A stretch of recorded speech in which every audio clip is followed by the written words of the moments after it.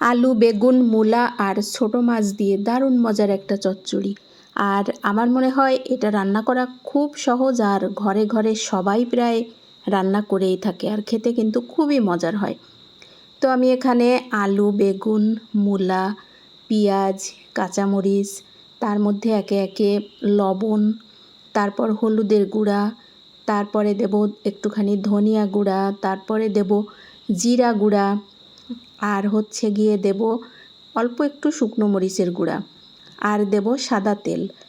তো এর সাথে যদি কিছু টমেটো থাকতো তাহলে আরও বেশি মজার হতো, কিন্তু আমার কাছে টমেটো ছিল না। তো সব কিছু সুন্দর করে মাখায় নিলাম। সুন্দর করে মাখানো হয়ে যাওয়ার পরে তার মধ্যে দিয়ে দিলাম ছোট ছোট কিছু মাছ।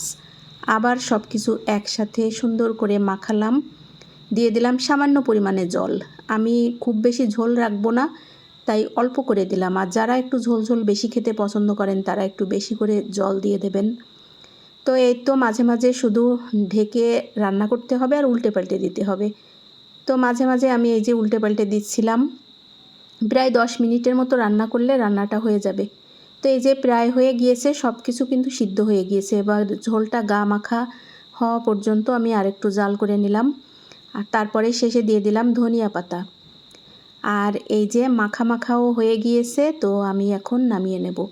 আর এই চচ্চড়িটা খেতে কিন্তু গরম ভাতের সাথে এত মজা লাগে। এই তো খুব সহজেই রান্না করে ফেললাম ছোট মাছ, আলু, বেগুন আর মূলা দিয়ে ভিন্ন স্বাদের একটা চচ্চড়ি।